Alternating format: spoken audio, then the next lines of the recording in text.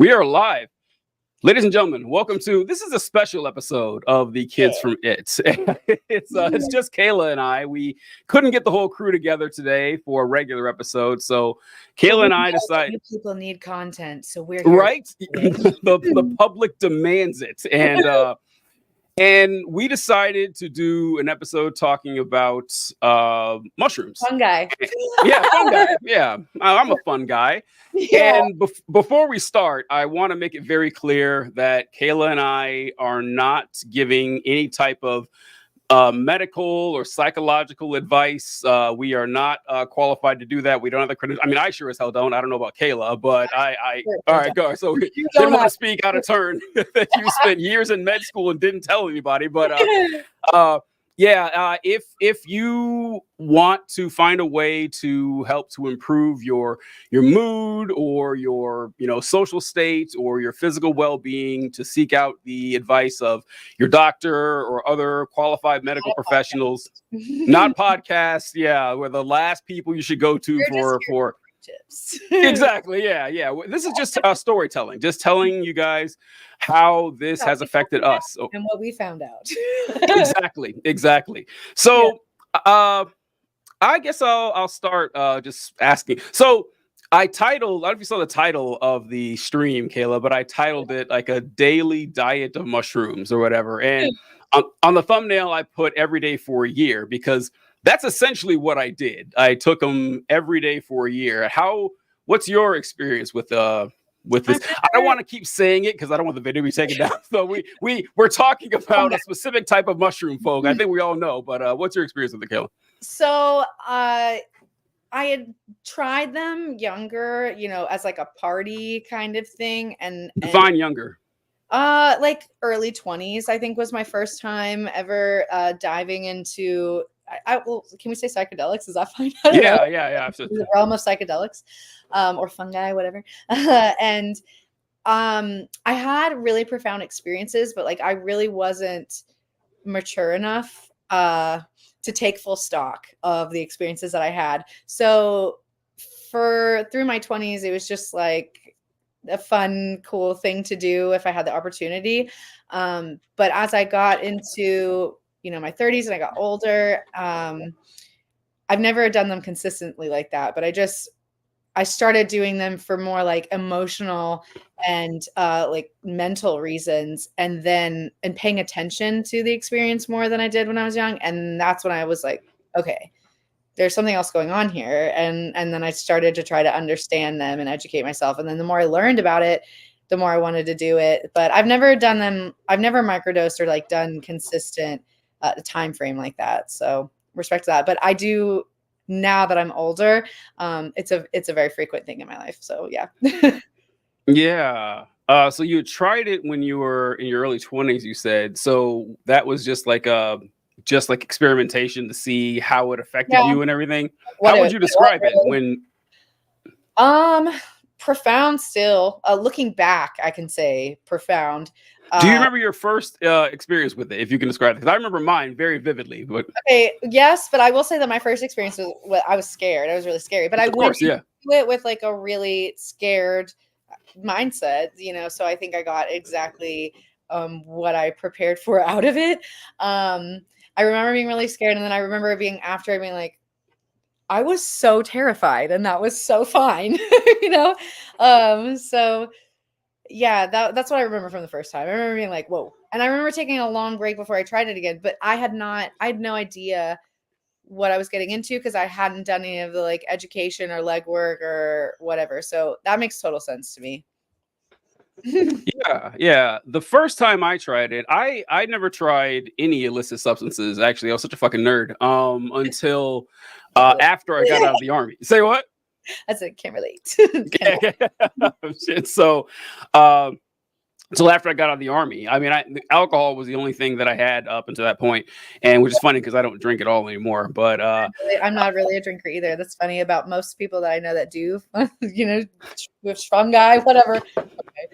They're not big drinkers either, so it's great. So I'll ask about the drinking. So with the naming it, so on TikTok, when I first started doing TikTok videos like 2 years ago. About 6 months in, I started talking about my experience with the fun guy, and to get around the censorship and everything, because they will take the videos down if it's reference and stuff like that. I always referred to it as cream of mushroom soup. That's just kind of what I did, and I would. I made a whole video where I picked up a can of cream of mushroom soup and I talked about, how many grams of cream of mushroom soup that I consumed before I made the video and everything. I made like 15 videos. It's a whole series of me talking about how I did this. And so to this day, people that comment, they still remember that. And they ask about the cream of mushroom soup and everything. So it's a funny running. That's a really good great for it. Yeah, running gag I got for it. And I was asked about the drinking too. So drinking is something that I've never really enjoyed. Well, that's not true. I enjoyed being drunk. Being drunk is great. Being drunk is one of the best feelings on earth. Drinking, however, the middle part is amazing. The first and end is pretty awful. Like I don't like the taste of pretty much any alcohol. Like it's poison. It tastes awful. And I always thought that it's kind of I hate the fact that like the measure of your masculinity is how much you like shitty alcohol. Is like the more bitter and disgusting it is, the more of a man you are. It's like, no, that's vile. I don't really believe anyone who says that they like the taste of certain alcohol or beer, especially. I always joke that if you could get drunk off Sprite, no one would ever drink beer. Like it would never happen because Sprite actually tastes good. But I did it because I did enjoy getting drunk and it was pretty fun. But somewhere around 30, maybe 32, I realized the hangover stopped being worth it. They just stopped being worth it for me. I just I would get drunk, I'd have a blast, and then I would sleep away. Yeah. Same. Yeah. It's like, I had a great time on tomorrow. Exactly. I had a great time Friday evening, but all Saturday morning and most of Saturday afternoon is recovering from the hangover. And I mean, sure, I could just, drink a bunch of Gatorade while I'm getting drunk, but then it's just work. And so, yeah, I stopped drinking a long time ago. It wasn't worth it. So yeah, we're on the same page there. That's good stuff. I drink socially now, usually because people can't deal with being like, I don't drink. Or they get weird about it. They want a reason. They need, So usually I've gotten to the point where I'm so annoyed. I get so annoyed explaining to people that I don't drink. Like I'll take a drink and be polite. And if you really watch me or know me, I'll have that drink for like 3 hours. I'll have it till someone's like, oh, it's warm. And I'm like, yeah, thanks for noticing. I'll grab another and try and do this over again. Here we go. God, that is so, because I am the same way. I will socially drink because it's not explaining this story it's not worth the time, man. It's just not worth it. It's like, you don't, it's like, stop being weird. Nobody has to drink. It's not that weird to not right. Drink. It's like you say you don't drink. They're like, oh, is it a religious thing? No, it's not a religious thing. Is it like is it a sensitive? No, it's not that. I just don't like poison to drink. I'm sorry. Like what? If I do drink, I drink with a purpose. Like I block off 3 days. That's it. Like I'm coming to do one thing, and it is to get very drunk. But that's like an annual thing. I mean, it's an annual thing. Yeah. I never drank socially until I stopped drinking because I didn't see the points of having like a pizza and a beer. No, that's disgusting. I'm going to drink something that tastes good. If I'm going to drink, it's going to be to get drunk because getting drunk is really fun. But it's really fun. It's really fun. Yeah, it's I recently started watching Mad Men, which is a show that I've always almost liked. It never really, the show is somehow worse than the sum of its parts or less than the sum of its parts. Like it should. I love so many scenes in Mad Men, but you put them all together, I'm like, I've never seen it. Is that the one with I know it's got a hot lead. That guy. John Hamm. Oh yeah. I should watch it. Yeah. Watch it because that's already got 1 point for it. Yeah, John Hamm. And it's funny because he's an ad executive in Manhattan in the 60s. Yeah. And they're ad men. They call them Mad Men. And like a quarter of the plot of the show is about how all the women want to bang John Hamm. That's like seriously like a fourth of the show. And I get it. He's a very attractive man. Yeah, I understand. But then I found out John Hamm's a producer. Like, bro, you just made a show where it's all about you getting fucked all the time. That was pretty funny. Oh my God. Yeah, that's weird. I know, right? It is pretty funny, but it's a neat show. But anyway, I learned a trick on this because like people smoke and drank all the time back in the 60s, like at work. They're sitting around just getting a buzz on, and they're creatives, So, getting a little drunk kind of helps for the creative juices flow. Sure. And yeah, and one of the and his partner, a guy named Roger Sterling, his business partner, he was telling one of the younger ad executives a trick for drinking with different companies and stuff. And he says, "Oh yeah, order a scotch and water on the rocks, and then you just drink it until it's like halfway full, because the scotch will like sink to the bottom, the water floats to the top, and you just drink half of it and then dump it out and then get another one. You can just keep drinking all night and no one's going to think you're weird." Because this is funny, we spent 10 minutes talking about booze, but that's not the point of the show here. But when it comes to drinking, it's kind of weird. If you don't drink with people, it gets weird, because not only are they peppering you with questions and shit, but as people, like say you're the DD, everyone else around you is getting drunk. Their fun level, like every 10 minutes, gets higher and higher. Like everything is funny to them. Yours stays the same, which would be fine, except they start to resent you for it. They start to be mad that you don't find, that polka dotted dress hilarious. It's like, no, it's just a fucking polka dot dress. What's so funny about it? And they're in tears laughing about it. So yeah. Gotta learn tricks like that when you don't drink anymore. But and you'll find out who your friends are really fast too. You'll find out who your real friends are if you're, if you're struggling with this and like trying to stop drinking for any reason. You'll find out who your friends are. I'll definitely say that. What do you mean by that? Like, because there's a lot of ways you can take that. Okay, so when I was younger, I was definitely a party girl. We came to talk about fungi, not alcohol, but here we are. I know. I was definitely a party girl. I think I'm still known to be kind of a party girl because I went that hard for that long. And for me, when it was a slow thing. I just like kind of stopped enjoying drinking. But when I became aware of it, when you drink often, you're most likely around other people that want to drink often. And I'm not saying that that's not a judgment or anything, but when you start to drink less, you get busier. And, like I said, I've got some things to do tomorrow. So it's a different lifestyle if it's not part of your lifestyle. And that's what I meant. Like, as my lifestyle changed, as I see. Myself, drink more often, or, go out with my friends, as the FOMO faded and all that stuff, so did a lot of people that I thought were with me all the time because we were going to be friends forever. When the case is that wasn't the case. They were with me because I was the party. You had a shared interest in the booze. Yeah. So yeah, you're right. We spent 12 minutes on the booze, but it's about the fun guy. So the first time I tried it, I've wanted to try it for my entire life. Basically, I was fascinated with, I had a hard time because I knew what it was like to be drunk, and being drunk doesn't feel like a separate reality. It feels like, a slightly altered reality. You still see what's going on. It might be a little blurry. Jokes are a little funnier. It's easier to talk to people. You have that liquid courage. So that's the only frame of reference I had. But I would hear people talk about seeing things that weren't there, or hearing things that weren't there, or, like feeling like you were someone else. Or it's just like, man, this is like, I couldn't imagine what that was like. So I was really interested in trying it. And my girlfriend at the time, her brother had a hookup to get some.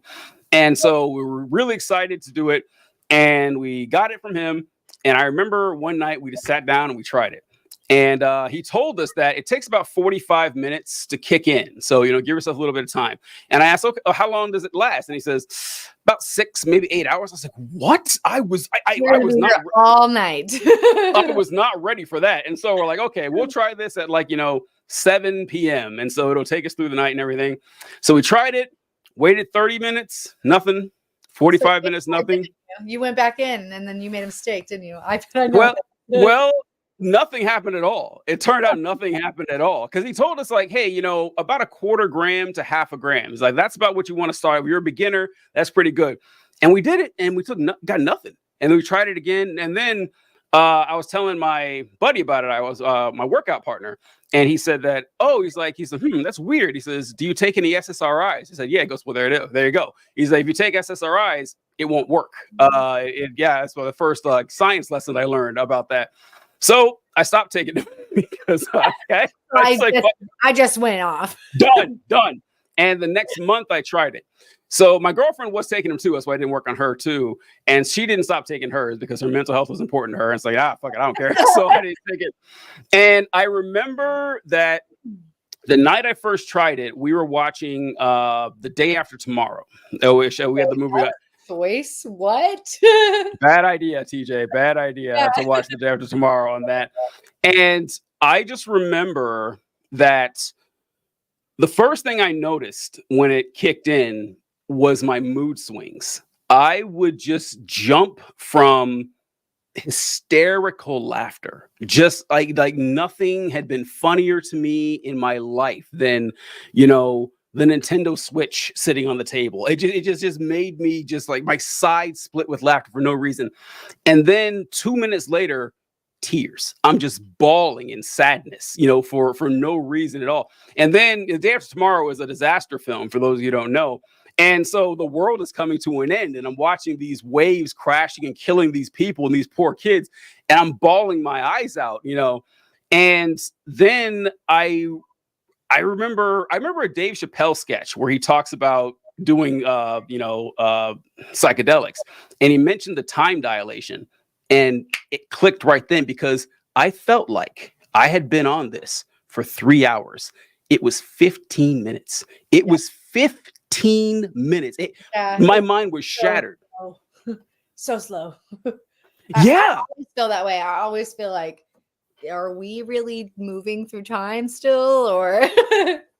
Well, yeah. All right. So then I started thinking about that very same thing. And so this is what happens too, is that the number one thing that happens is I don't really see a lot of visual stuff. I have to try to do that. If I try, I can make it happen. But I don't know about you. Does that happen to you like naturally? Like if I'm on a trip and then I look at the trees or I look at the stars, like I can focus on the visuals and I can be mind blown by the visuals, but it's not the primary. Yeah. My experience. Yeah. Yeah. I was kind of surprised by that because it actually takes some work. Myself. I just I don't want to talk to anybody. Like I'm thinking. So yeah, that's the exact same thing that I went through. But so when that happens, you start thinking about small concepts that you never really, spend a whole lot of time on. And I started thinking about the concept of time itself and how like time is literally our fourth dimension. Like we say we're three-dimensional, we live in a three-dimensional world, we live in a four-dimensional world at the very least, probably a lot more. Yeah. But time is not a spatial dimension. It's a dimension that is linear. It only goes one way. And the weird thing is that I started going down these thoughts too when I had is that like mathematically, there's no reason that time only goes in one direction. There isn't. Like first of all, but we can have another episode on that. Well, it's like but like as far as we know, we have no method into traveling backward in time. Now, you can manipulate time fairly easily. I mean, not easily, but you can. Like the satellites that are orbiting the Earth are experiencing time differently than we are. They're like they have to fix the clocks to make sure the times actually match. And if you like go at a certain speed, time slows down. You orbit around a massive object, time slows down. And so you just start thinking about this and how like strange the world is, and you will focus on this for what feels like hours, and it'll be 10 minutes. And so that's kind of like how I first went through this. So the first time, my first like intentional, like private experience with it, not at a party or like, really wanting, was very, very similar. I made better choices. I watched Rick and Morty. And, but I remember you thought about time. I remember like my first trip, I was just like, I went hard. I was like, what is consciousness? And wow. My whole first trip was like just thinking all the thoughts about like, am I the sound in my brain or am I my skin suit here and all that stuff? So, but Rick and Morty helped, made it like a little bit more fun and digestible. But I'm definitely the same way with the visuals. I love being outside and I love nature and I love art. So really, I think a lot of the times if I do like micro dosing or anything like that, it's for those objectives, just so I can absorb and see more of whatever I'm going to look at that day. But I think once I experienced for myself too, like I had a lot of trauma. I have a TBI. I have like a scar going all the way back into my head here from, well, I don't know if I should say it like that. I have all kinds of stuff messing with my memory. And the more I did that, it was something I thought I was never going to get back. Like my brain was never going to function like other people's anymore. And I'd like given up on my short-term memory, all kinds of stuff by my late 20s. And then when I started doing these more often and I saw for myself that like, I really feel like I'm sharper than I was. Like I've almost regained some things in my brain maybe. And I don't know, that's just my experience, but I know I've read a million times that they create neuropathways in your brain. Like they're helping us use more of our brain. So once I had like had that experience that I felt like tangible for myself, I was just like, this is a great thing for me, like positive thing for me, so, and I feel like it does that for me every time. I'm always like thinking more clear. Even when I'm not trying to have an experience like it, they've just improved my brain. Does that make sense? It makes 100% sense because it took me a while to get there, because generally when I would try this, the experience is, I also want to say to anybody out there that the experience isn't as scary as you think it's going to be. That's the number one thing I want to put out there, because everyone is told these legends about how you'll take it and then you'll feel like you're Superman. You'll jump out of a window. I've actually never heard of that happening to anybody in real life. It's an old wives' tale. But if you think you're Superman, you're going to be here like this. You're going to be like, don't let me get up. Anything green will terrify you. You're Superman and everything. But no, it was just it's just like Kayla said, it helps you. It made me more me. And I felt like, so one of the issues I had is that I have a very difficult time expressing uncomfortable emotions. I don't like it. It makes me I kind of cringe just thinking about it, but when you take the substance, it amplifies all of your emotions times 10. And one thing that I noticed is I had way too much sad songs, way too many sad songs on my playlist, because folks, when you take, the mushrooms and listen to music, it feels like you have never listened to music a day in your life. It is just, I cannot stress enough how powerful the music feels. It's like you can touch it. It's just like you've never heard of music before. You've exactly. Never heard music before. That's the best way I can describe it. It feels like you've never actually listened to anything. And I began to notice how the music was affecting my mood. If I listened to a happy song, I was through the roof with happiness, even if I didn't even like the song or if I didn't want to listen to it. And I was going, then when I listened to a sad song, mood just dropped. And I was like, all right, that's actually happening to me. I just don't notice it when I'm not on this substance. And I notice the same thing with the weather. Like when it's a sunny day, it's elation that I feel just from the sun being outside. But if it's dark and it's cloudy, it's awful. It's just like some of the worst feelings ever. So you notice that too? Yeah, no, it's the exact same for me. Yeah. It's kind of wild on that. And but throughout my day-to-day life, after I got used to it, because I go through these big swings with it. I remember, I will tell you this, I very rarely got angry on it. It's hard, actually. I don't know about you, but do you have the most intense negative emotion I've ever had was fear. Like, I've been like very afraid, but usually I have like things in my head. I've never, I would say the same. Yeah, for some reason, it's hard to get angry. It's hard to get angry. And for me, I think you said you were different on this. It's very hard to sleep. I cannot sleep at all. I can sleep. But I am like into like trying. I have a dream journal, but they do make me sleepy. But I almost feel like I've given myself like permission to like carry my experiences into my dreams or whatever. I don't know, but I can, no problem. But see, it makes me really intense dreams. It makes me very sleepy, but I can't sleep. Like I can lay down and rest. But I remember like one of the most powerful experiences I had two. I hesitate to call them dreams because I was definitely awake. But one of them, I think I told you guys about it before. I was time traveling. I was just jumping to different areas of my life, and I felt like I was there. I knew I was in bed, but it in my mind, I like crafted an elevator and I was going to different floors. Perhaps. I don't know. Say what? Like astral projection, perhaps? Yeah, like an astral projection. Exactly. Yeah, that's what it felt like. It was just like I was just bouncing around from different times and locations in my life and different people I hadn't thought about in forever. And then I also had another like weird dream where you mentioned like, am I the voice in my brain or am I me? My inner narrative, yeah. Like my inner narrative never shuts up. But anytime I'm on a trip, like it's me and her. I'm like, girl, shut up. Yeah. Wait a minute. Hold on. Well, we're gonna that. Hold on. I want to talk about that in a bit. That's something that okay. Hold on. 2K. I feel like Kayla, you're getting crazy. All right. No, I want to ask about that. That's so. I was in my brain, like how I said like an elevator in my brain. I felt like I was standing, and I had like visualized my brain around me, and there was me, little TJ, standing in there. And for some reason, I know I was for some reason.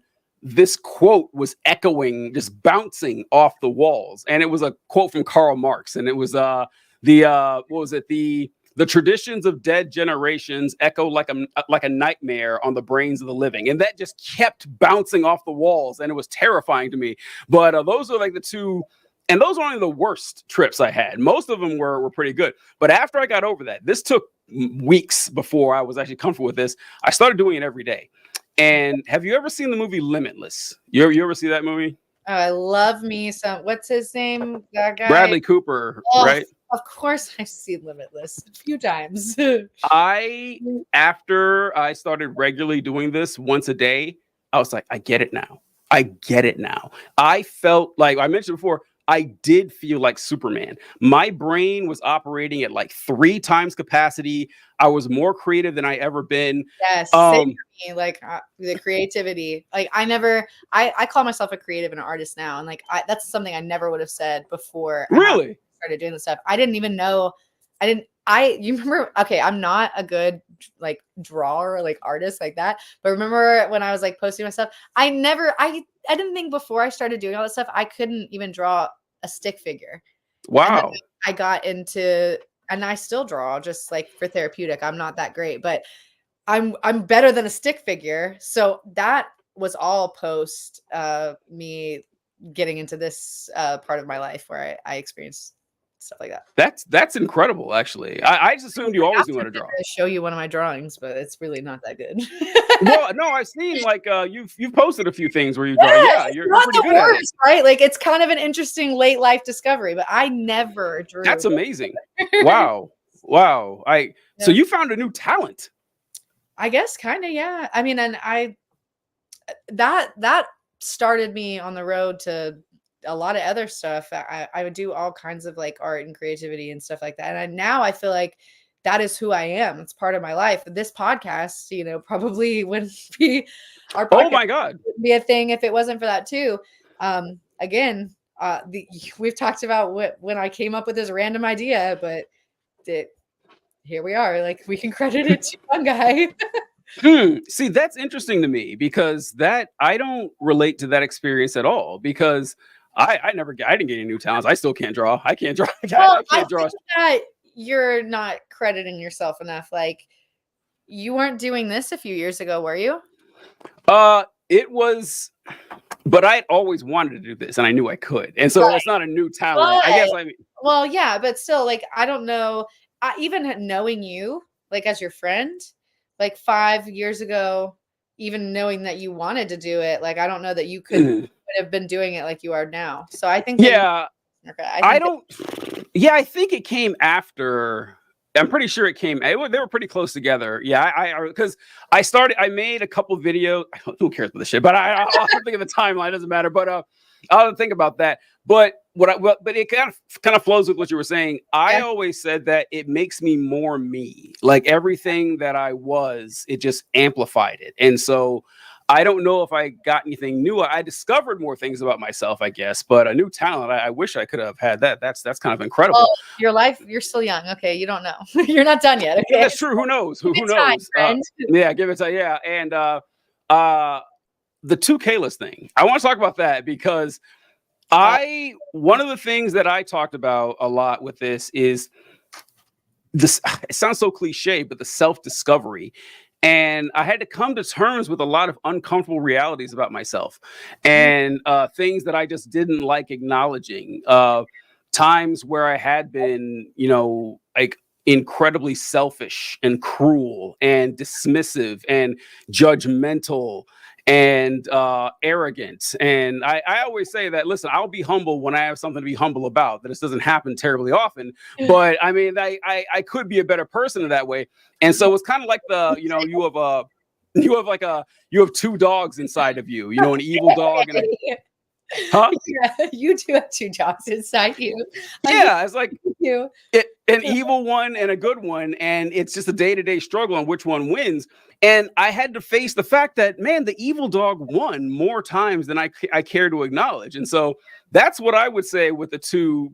Yeah. But you seem to be saying that. That's a very similar experience too with the fear. Like I keep saying how scared I was, and when I think back to my first most of my first trips, like that was what I had to get through. And that was kind of one of the ugly things. I'm glad you said it that way. Like that was the ugly thing about me that I had to face, and I wasn't going to get to any of the other fun or, like warm parts or, more exciting parts of a trip until I faced me. And that really, I think most people that I talk to that, do this stuff, similar experiences, like first it makes you face yourself. And for me it's fear. I had to realize I had to face the fact that I lived in fear 24/7. So yeah, same.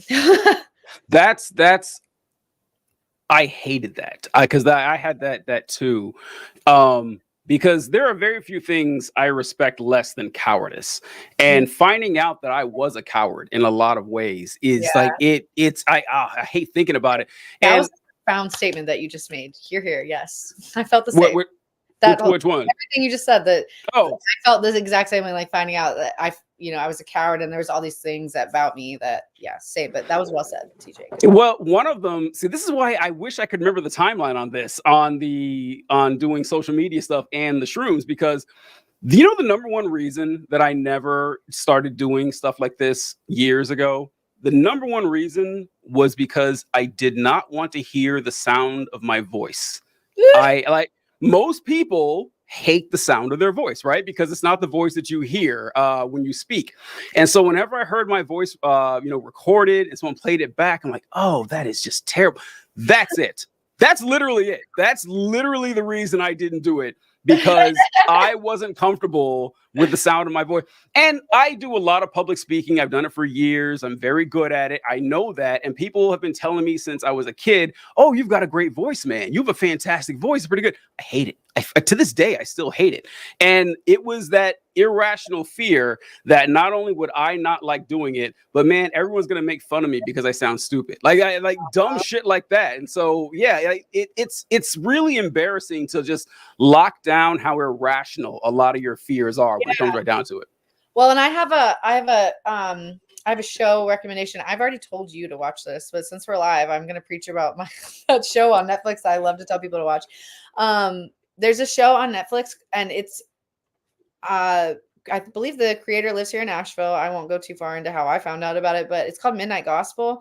And anyway, even if you don't decide to take fungi or something, it's a really profound little show. But I don't think that if you could get into it without it. But it has episodes on really it's covering a lot of our things like that, like fear and what most people are really afraid of, and thoughts that we all think. And it's really complex and deep. But 10 out of 10 would recommend eating some fungi and then watching it. But if you don't want to do that, just watch it in general, because it's kind of those vibes. But yeah.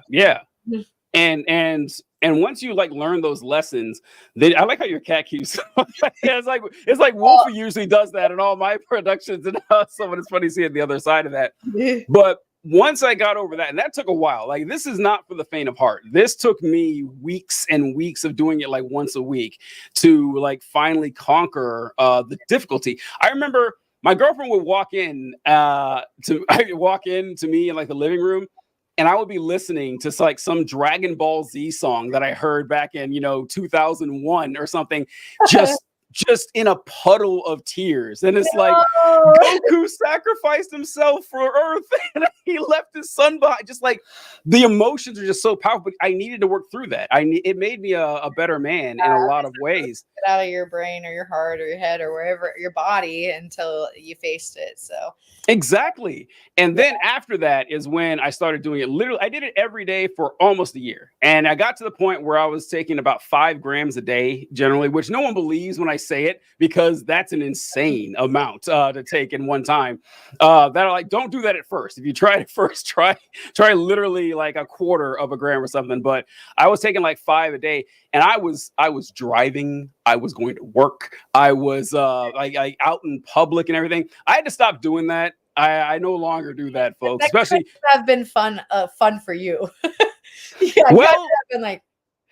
Most of the time it was like 90% of the time it was actually great, because the superpowers you get and everything. Yeah. Like you're thinking sensitive, irritable about other human beings. I get like really aware of like how nobody else has done this. And I'm like, okay.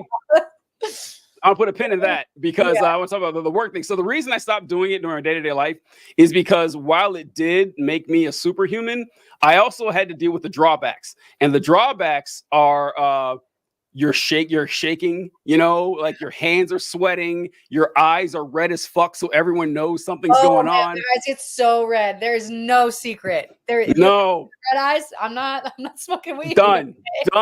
And then one day I drove home in rush hour traffic, and it was the most terrifying experience of my life. I have never been as scared as I was to go through like moderately busy rush hour traffic. I said, never again.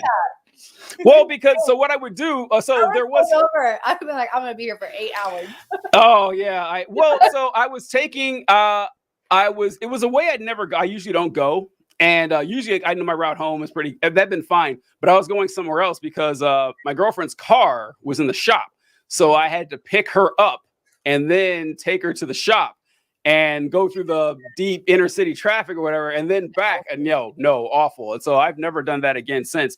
But shit. It's definitely like, if I do them, I like to set my intentions. I like to go put my feet on the earth, do a little grounding, remind myself that I know where that I'm about to have this experience, but I'm right here. And I like to set my intentions. I like to have goals in mind of like, Scarlett, now she wants out, so she's scratching on the door. Do you hear that? She's cute. Oh, I hear that. Oh, I didn't know what that was. She's so demanding.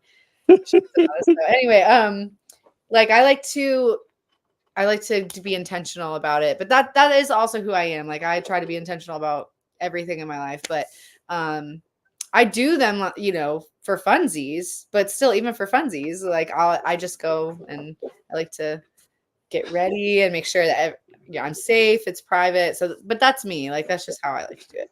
Well, so that kind of leads into something else to talk about here. One thing that I wasn't expecting that is an added bonus on this is when growing up, I played sports all the time as a kid, and I was in there. My body's paying for it now and everything. Both my hips are artificial. My knee has no cart. Yeah, I have 2 titanium hips. I have no cartilage in my knee. I got my body. DJ, I know this about you, man. Are you okay?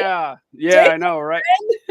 Wild, right? But so you know what? I never stretched. I didn't have to. I could get away with it. Turns out I couldn't. It caught up with me after a while. But when I take the mushrooms, stretching feels amazing. Oh man, amazing! Yes. Like I will go out of my way to stretch. It feels so good. So, in fact, physical activity in and of itself feels incredible. It just awakens parts of your body that you never even felt before. Your brain, this is what it's awakening. The brain I was expecting, though. I was not counting on like the rest of the body and how your body was going to react and respond, and what that was going to feel like. I wasn't ready for that at all. So I had mentioned that I had brought some nerd shit to go over on what the folks in the lab coats have to say about this. Okay. Can you read that? You bring nerd shit. Educate me. All right. So this is from Johns Hopkins University. So these folks know what they're talking about. And in 2000, so believe it or not, there's a shockingly small amount of research on psilocybin, which I don't think we've mentioned, which is the active ingredient in the mushrooms that actually, and I haven't gone through this yet, so Kayla and I are going to discover this together. But one thing that I did know was something Kayla mentioned in the beginning of the broadcast, that it has been shown to create neurogenesis, which is incredibly difficult. Or neurogenesis, for those of you from Alabama, that means like your parts of your brain are growing, like the neurons are actually spreading out and creating new neural pathways. And like nerve growth is very difficult. It's one of the most complex things in the human body, and it's hard to do. And psilocybin helps cause that. So in 2006, milestone publication, psilocybin can occasion mystical type experiences having substantial and sustained personal meaning and spiritual significance on the safety and enduring positive effects of a single dose of psilocybin is widely considered the landmark study that sparked the renewal of psychedelic research worldwide. So this is a perfect question for you, Kayla. When it comes to like a mystical experience, like what have you gleaned from your experience so far? Okay, well, now I'm gonna get really weird on the internet. Hey, that's what it's for. Hey, that's well, so let me preface this by saying that I already believe I went into my trips with this belief system, and I think that's always important context. I do think that what your predisposition and your who you are matters, when you go into this. But that's why I said that caveat. But I've always thought or very strongly believe that I'm clairvoyant since I was a little girl. And I've had indescribable, honestly, I'm trying to think of words for it, spiritual experiences. Well, first of all, with just what I'm seeing. So I'm saying that because we know and we talk about people feeling or hallucinating on, streams and stuff like that. But for me, it could have been that, but I already had this belief system. So that's the first thing that comes to mind. I see all kinds of things, and I do the same thing that I do when I'm sober, which is ignore them usually. But as far as I think the most important spiritual answer here is when I started doing this, or when I really started doing it intentionally, I was seeking something for sure, not just an experience, but I was definitely seeking spiritual clarity. That is an intention that I've gone into, like I said, setting my intentions and doing my groundwork. Like I've gone into trips being like, God, are you there? Can you show me? And I think I talked about what my belief system on my intro episode, but I do believe in a God or creator. Not necessarily sure if it's the God of the Bible. Could be, maybe not. I don't know. I have this very abstract belief system, but it all came really from that. And it's really still hard for me to explain, because how do you explain trips, or that I know that there's a God or that I had this experience or whatever. So I think that I've been searching spiritually since the day I was about to say the day I left the Haven, but probably the day I got there. And really before that, I was always searching, and this is the first time in my life, and this experience has so much, is one of the few things that I can be like, yep, has to have something to do with it. That I feel a lot of peace.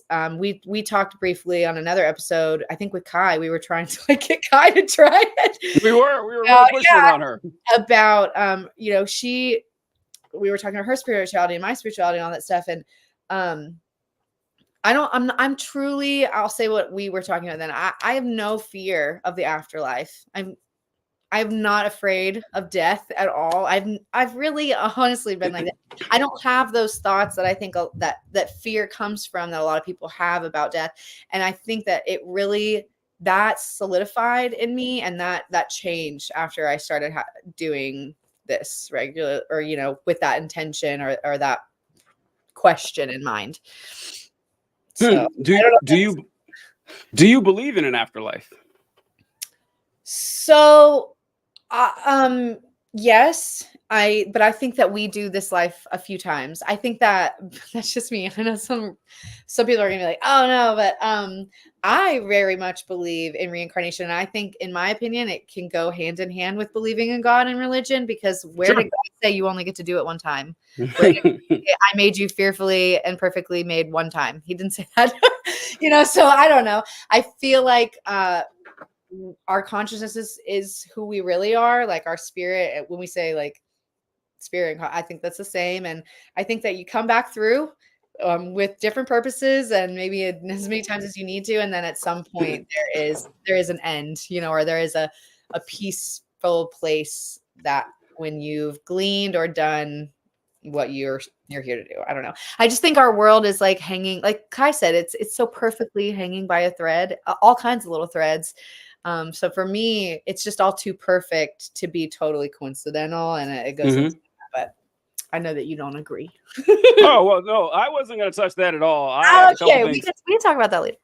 Yeah, well, I was going to say that the Bible actually does say you die once. In Hebrews, it says it is appointed unto man once to die, and after this, the judgment. So that means, like, Okay. I don't care. I mean, I don't care, but I'm just saying, like, if it is in the Bible. But and the other thing I wanted to say is about I didn't say that I totally believe the Bible is like the word of God either, though. So who says exactly? So it doesn't matter. Yeah, it doesn't matter.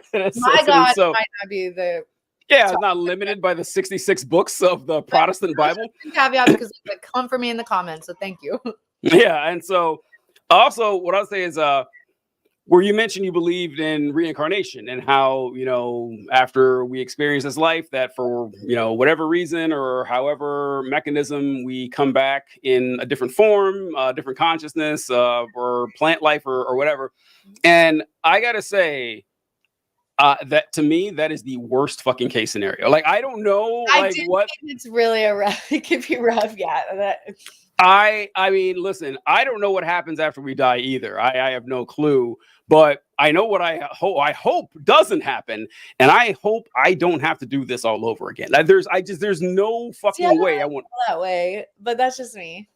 Really? So it's about feeling that way, and I can think surface level when I think about my job and like, the day-to-day things that suck about life, like I would be like that. But when I think about the profound experiences of having love and experiencing love and receiving love and, making a positive impact on somebody else's life, like I would do that. I'd do this 100 times. Okay. But that's just me. Yeah, I mean, look, the human experience is filled with, innumerable peaks and valleys that I am glad I got to have this opportunity, but I only want it once. So maybe you've done it like 65 times. Please don't say that. Know it. So maybe that's why you feel that way. I know, and that's the worst part. Tap me out, God, please. I wouldn't even know if I'd done it so many times. I wouldn't. I'd just be doing it like. And here's the thing: there's no guarantee. First of all, I'll say that every Martin Luther King Day, Dad would take us to the library at Fort Leonard Wood, and we would rent this videotape, this documentary. There's like 30-40 minute documentary about Martin Luther King, and we watch it every January. And I remember this line Martin Luther King said in there, where before he started off on his civil rights campaign, he said that, and he believed that the way he saw it, life was just kind of wrapped up for him in a Christmas package. He's like, everything was just really smooth and easy. And he had so many advantages that other people didn't have. And I've identified with that for like 30 years now. It's like, man, I as far as your average human experience for the last 300,000 years, I got a fucking great deal. And even with this life, I wouldn't want to do it again. You're telling me I got to come back some random person that almost guarantees going to have a much shittier life than I had? It's like, yeah, or maybe I don't know, I'll come back as a box turtle or something. No, I just like. Well, my belief system is that like, if you are a shit person, yeah, you're probably going to come. If you do have to come back, you're probably going to come back as like a turd or something, because you have something still to learn. You're a shit person. That's my opinion. But if you are like doing like, it almost sounds like Christianity. Like if you're sticking by your morals and love and light and being out, outside in the earth and experiencing other humans and the elements and stuff like that, then those are the things that reap a easier or a more positive next Yeah. experience. But this is all Delulu, so who knows? Yeah, who knows? I mean, it's just shot dark. Have you ever seen The Good Place? Is that a show on Netflix with Kristen, or the cute blonde girl that's married to Dak Shepard? Yeah. Yeah, I think I've seen an episode or two of it. I can't remember her name for some reason right now. She's also I can't remember her name either. Elsa Kristen Wiig? But yeah, good job. Kristen Wiig. Yeah. Wow, you should watch the show sometime. Like, get her. Now, I watched the show. The show ended like 5-6 years ago, but a friend of mine asked me to watch it. She was pestering me on it. She's like, "You watch it, watch it." I was like, "I gotta find it." And so I watched the first episode, and I was like, "Oh, this is good."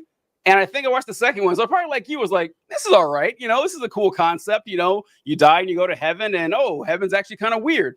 And so she kept on me about the show, and I watched it, and it's one of the best written shows I have ever seen. I can't recommend it enough. At least the first season. The first season ranks up there with like any season of Breaking Bad or True Detective. But do me a favor. Do not read about it, because like you don't want you got to track what's happening, and you don't want to spoil surprises and stuff here and there. It's a good show, folks. I'll check out the Good Place. But friend, yeah, I highly recommend it. Oh, I gotta do this again.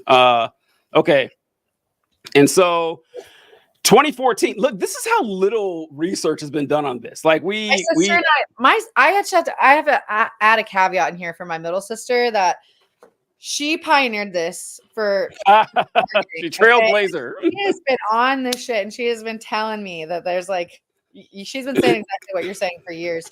So it's just funny to hear you say it. Center's team emphasizes safety as a cornerstone of psychedelic research. Yeah, be safe. Let's see. 2014. John Hopkins researchers report that a small number of longtime smokers who had failed many attempts to drop the habit did so after a carefully controlled and monitored use of psilocybin, the active hallucinogenic agent in so-called magic mushrooms, in the context of a cognitive behavior therapy treatment program. I remember seeing this study, and I thought this was interesting that it helped people break their smoking habit, which is notoriously one of the most difficult habits to break. Yeah. And I remember so I bite my nails. I have a horrible nail biting habit, and I've been trying to break that habit my entire life. And I was like, oh, maybe this will help me. But then I remembered, oh yeah, they did this with the help of psychologists. They didn't just start, downing mushrooms. Yeah, I know. They didn't just take a few grams every day and get rid of bad habits. No, you still need the psychological help. So you said you gained new talents, Kayla, and learn more about yourself, as we all did. But any habits that you find yourself breaking? Well, yeah, I think that that's a really good question. I'm about to give you a really sappy mom answer. Let's go. Oh, you've mentioned this. I know where you're going. Yeah, okay. Like I feel like I really struggled for a lot of years with my short fuse with my kids, and like I'm not gonna sit here and shit on myself as a mom. Like I've always done my best with them, and they're wonderful kids. But I didn't want to be a mom that was like always rushing my kids and always like just on them, and that's definitely where I was before I started getting into this stuff. So every time I do a trip, I try to think about what kind of mother I want to be and my temper and stuff like that. And a huge impact. 4 years ago, I was a mom that yelled every single day. And now and then something I put a lot of intentional work into, like, in my day-to-day life as well. But I credit a lot of it to these experiences, is that I'm able to just look at my children and now I can hone in and be like, this is not that big of a deal to me in my head, and get through these moments. And I know it's because of the things I've faced and the work I've done and in real life, but then also in these trips where I've just gotten down to, why am I like that? Where did I get that from? Why am I so mad at children? They're kids, and work through those things. And now I think I'm not a perfect mom. I'm a mediocre mom on my best day, but I'm a much more patient mom. And that's ultimately my biggest goal in life, is to be the best mom I can and just be as present as I can with them. I'm also, more present with them too. So I think it's had a drastic positive impact on everything about me, honestly. But yeah, it's Yeah. how I'm mom. And it's not like I know, you know, these experiences are separate from my children and all that stuff, but that's, you know, who I am as a working mother. And so when I go into them, I'm always trying to think about that stuff. I'm not saying I involve my children in this at all or whatever, but it has made me a better parent, you know, doing this in my personal time. So Yeah, I can. I don't have children of my own, but I can't imagine how it would really make you focus on the dynamic of, you know, your responsibility and your obligation to the next generation that you know, you're responsible for.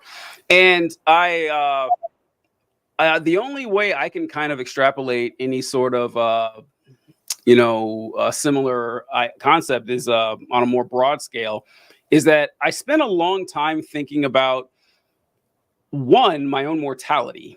I thought about it a whole lot, like and more than usual, you know, and like you said, not in a depressing way, but just like, hey, clock's ticking, you know, like you're not going to be around much longer, and so um and how I treat other people and what I'm doing for other people, because I don't need to do much for myself anymore. I can I'm going to be fine.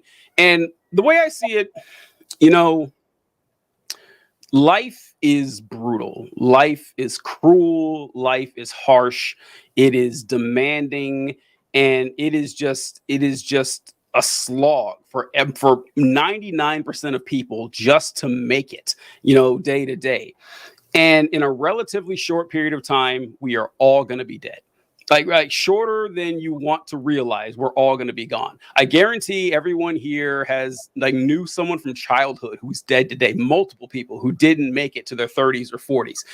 And knowing that, I just think that we should strive to make life as pleasant and as comfortable and as free of pain and as enjoyable for as many people as we possibly can while we're here.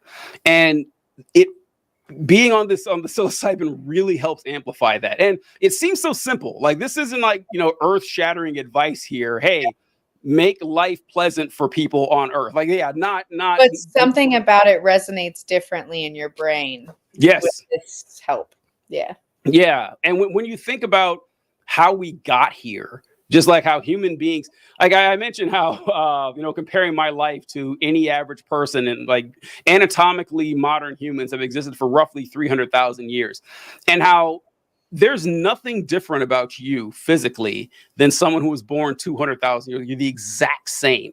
But that person lived in the African savannah for 28 years before they died, you know, maybe eating a berry a couple of times in their life, you know, like living off grubs and roots, running from lions and shit, and, you know, not wearing clothes, just walking barefoot, just like that could have been you. That could have been your experience, you know. No medicine, like you got sick, you died. Sorry, that's just how it was. And seeing like how far we've made, and we like to shit on people because you mentioned how people are annoying, and you one thing I forgot to mention is that I mentioned like with the superpowers you get, supervision is one you get too, and like reading people super annoyed.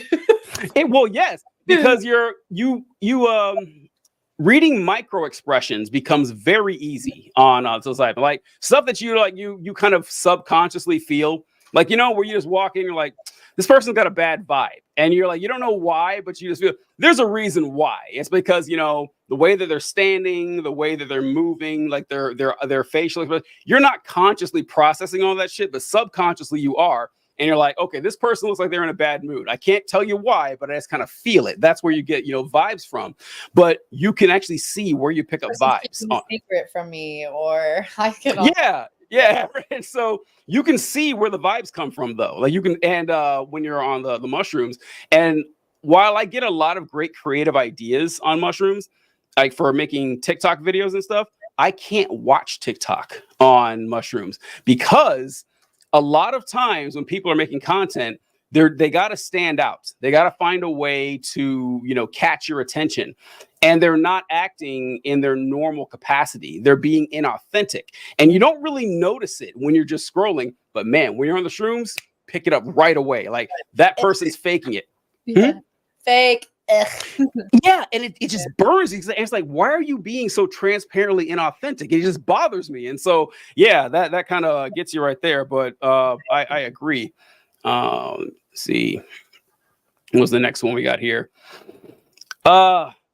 Psilocybin eases existential anxiety in people with life-threatening cancer.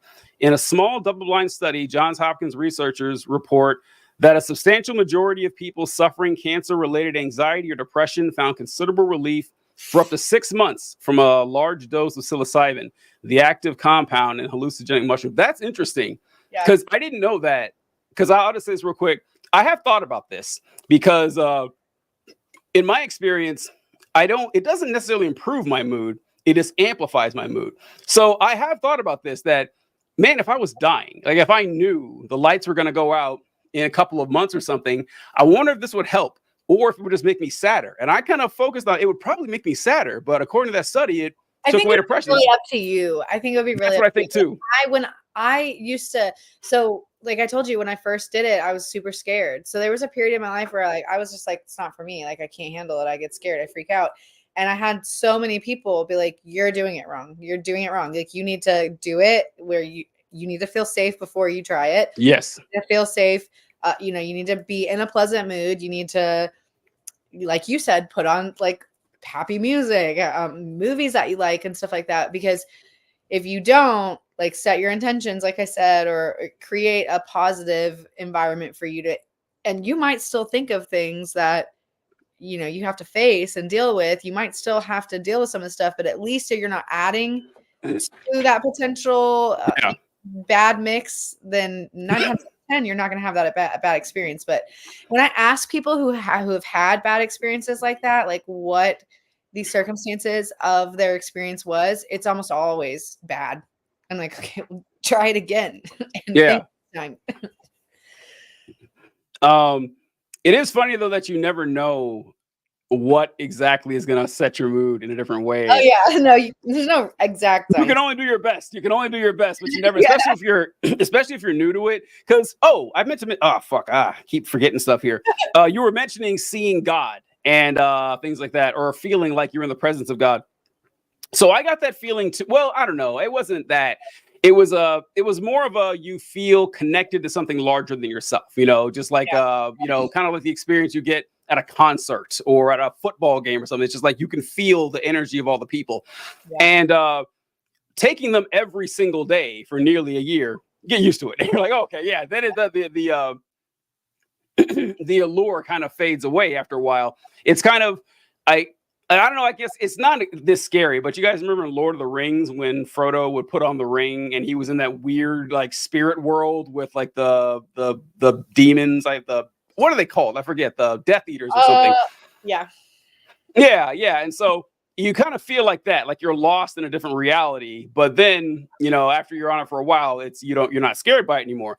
And but some things will scare you. I remember cats. Cats always scare. I was like, where were you hanging out with bats, bro? No, oh God, can you imagine hanging out in a cave? That'd be the worst. That's funny that you say that, because Scarlett, maybe she's my emotional support animal, but anytime that I am having a bad experience, and this could be totally sober too, like I could be having a panic attack in the middle of the day, she comes to me and she'll like get on my chest and help me calm down. But you get scared of Wolfie? Well, it wasn't Wolfie. It wasn't Wolfie, because Wolfie, I don't think we had Wolfie at the time when I first started, but he's just a baby. But just a baby. He's just a baby. He acts like it. But it was our cat Tika, and I remember I was just standing there. Well, there was two things that happened. I remember the first one was that the world was ending, watching The Day After Tomorrow. And Tika is a coward. She's a scaredy. She's a little scared. She's afraid of everything.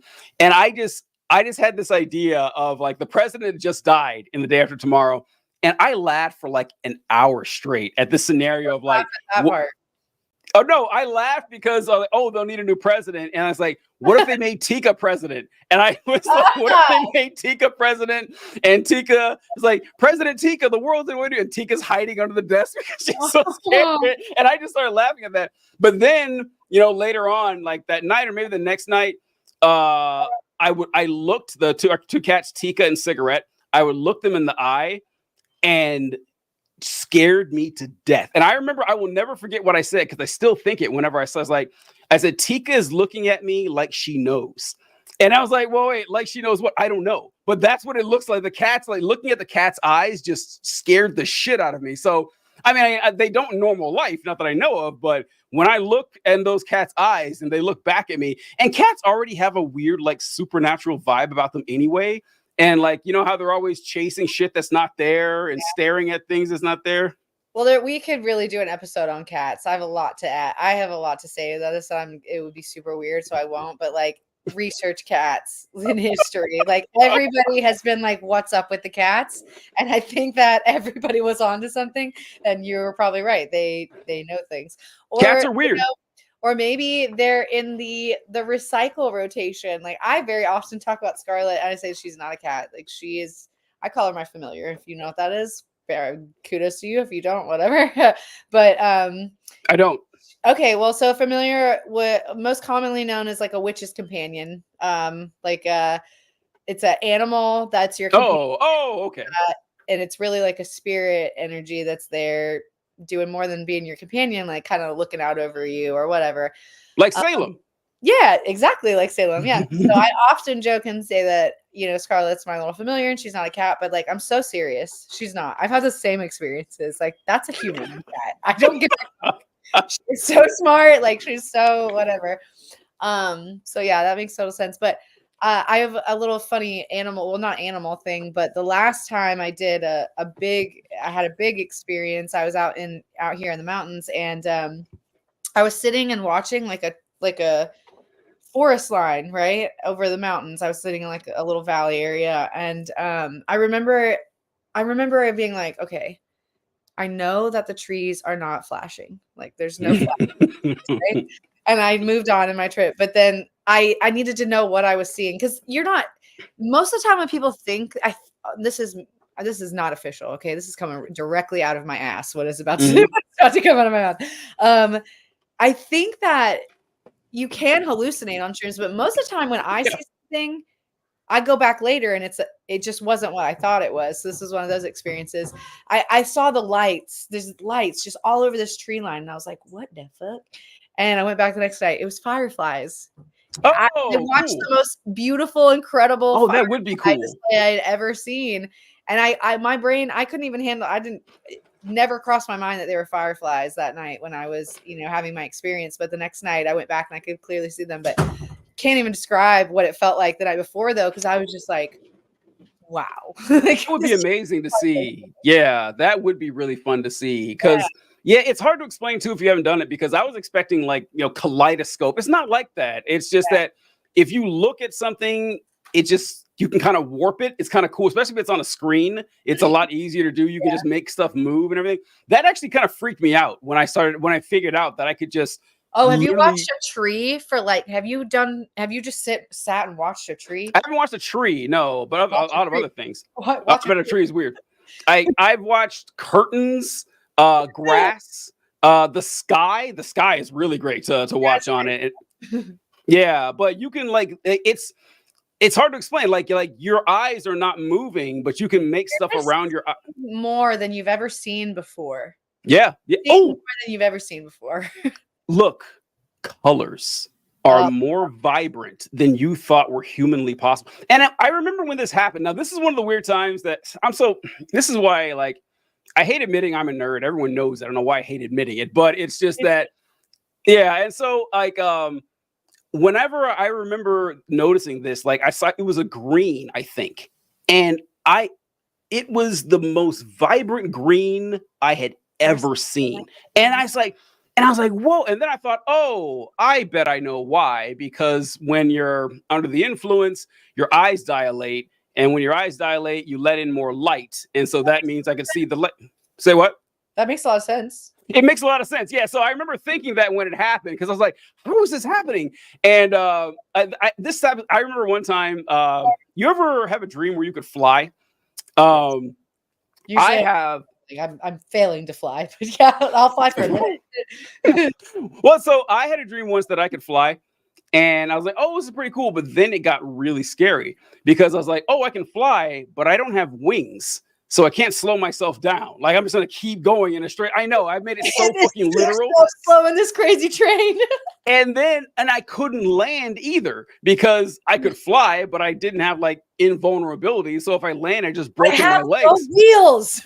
Exactly. Yeah. I'm just gonna shatter everybody. Like, so my brain thinks like that a lot of times. So I was so happy. I felt, oh yeah, it's because the dilation of the light and everything. But yeah, it's really cool how it amplifies your all of your senses are better. I don't know if my hearing's better. I don't have the evidence my hearing's better. Well, it is because of the music. Yeah, the music. Yeah. Yeah, I think everything is better. I think it's a really positive thing. I mean, other than, having to be cautious and safe and aware of, the who, what, when, where, and how, and all that stuff, it's been nothing but a positive thing for me. And I wish that there was more studies. Like, I think that, we've all know that we don't use all of our brains. And from my opinion, if it comes out of the earth, like, whoever put it there for me, who's God?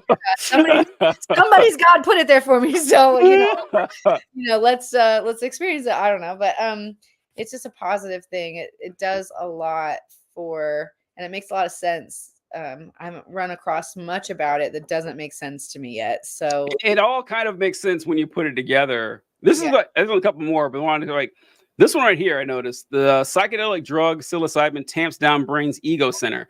The brain scans after psilocybin, you showed that I don't know what colostrum is. Colostrum was less active, meaning the area of the brain believed responsible for setting attention and switching tasks is turned down when on the drug. The researchers say that this ties in with what people report as the typical effects of psychedelic drugs, including feelings of being connected to everything and reduced senses of self and ego. Kayla, have you experienced ego death? I'm always going to be, I'm like you, I'm a little narcissistic and I think I'll always be that way. But yeah, I mean, well, I don't know if it's ego. How many times? But I don't know, a lot.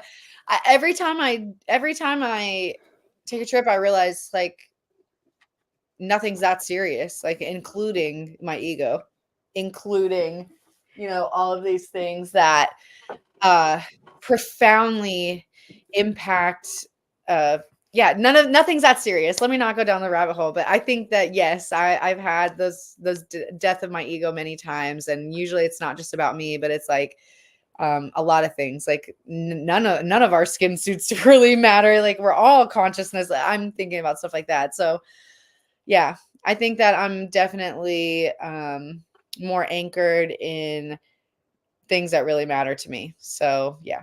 Well, wow.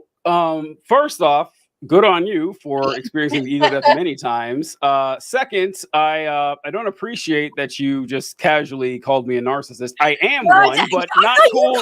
I said we have narcissistic tendencies. Okay. Here, okay. If I didn't say that, that's what I meant. I said a little bit of a narcissist. I meant. It's okay. I am, but so which is why ego death terrified me because I got close, and it's hard to say I could prove I got close, but this is the best way I can describe it is that I would lay down and I remember, and I knew it because I heard people describe it this way. It felt like I was melting into the mattress. It's like when you realize that, your body is just put together by atoms and that these atoms are made up of protons, neutrons, and electrons that are mostly empty space, which is weird to think about, that atoms are like 90% empty space, meaning you are 90% empty space. It's just odd. And then you start thinking, well, what's the difference between the matter of my body and the matter of this bed and the matter of the air and the matter of the house and the matter of the ground? And you're like, oh, it's all, slowed down energy. Like literally what it is. Matter is just, slowed down energy. And then you just start to blend in and you realize that all of this is just the same shit. Like it's all, all matter, at least. I mean, we don't have to talk about dark matter or dark energy or antimatter, stuff like that we're actually not. But I really felt like I was melting into the mattress. And then I got this weird buzz in my ears. It was just like this like static. And I knew ego death was about to happen. I was like, no, fuck that. I'm out of here. You need to go. You need to let that happen. Well, this happened to me like a dozen times where I would get to the edge of it and chicken out because it's terrifying. Crazy. And I finally did it. I finally did it a long time ago. It was months ago, probably 6-8 months ago. And I finally did it. And it wasn't as bad as I thought it was going to be. I didn't enjoy it. I did not enjoy it at all because it's the loss of the sense of you. And not only the loss of the sense of you, but the realization that you doesn't really exist. Like, Yeah. it's Well, like I'm glad that you. I don't want us to go too long. I'm going to try to make this really quick, but I'm glad that you just described that because before I started getting into this, I was going to therapy, and I remember my therapist trying to teach me. I have severe anxiety, and I've always struggled with severe anxiety and severe depression. Not so much now, but knock on wood. yeah. So she would try to teach me these tools like Kayla, like feel the chair under you. You're right here, like making me draw attention to my senses all the time. And it was frustrating for me because I was like, I don't give a fuck about my senses right now. I'm having a panic attack. Right, yeah. Are you listening to this thing? And it was a very similar experience, like definitely Death of an Ego. And then after that, these tools that my therapist had been long trying to teach me clicked. And now, like when I am working through a panic attack or something, I can anchor to my senses. And I was never able to do that because my ego was in the way. I was so worried about all these other shit. And now, I've had those experiences. I believe it. And I know that like, no matter what the fuck is going on, if I can feel my feet on the ground, I'm fine. If I can feel these fingers, I'm fine, or whatever. So, yeah, I'm glad you described it that way because it was the same for me. But that's just a little thing. Yeah, it's weird. It's weird thinking about the existence of your ego and what does you being here mean, and just trying to grapple that with the existence of the rest of reality. But I'll end it up with a quote. I can't remember where it's from, but that human consciousness was a tragic misstep of evolution. We became too self-aware. Nature created an aspect of nature separate from itself. We are beings who should not exist by natural law. We are things that labor under the illusion of having a self, this accretion of sensory experience and feeling, programmed with absolute certainty that we are each somebody when really everybody's nobody. And it's like, that's how you feel. And then you start to focus on the reality of that it never really goes away. Like it doesn't. And being you is great. And so that's why ego death is so difficult and so hard to think about.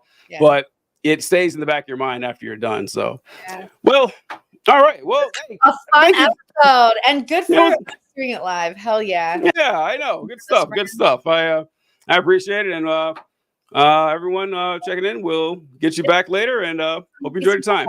Bye. Gotta go. Bye.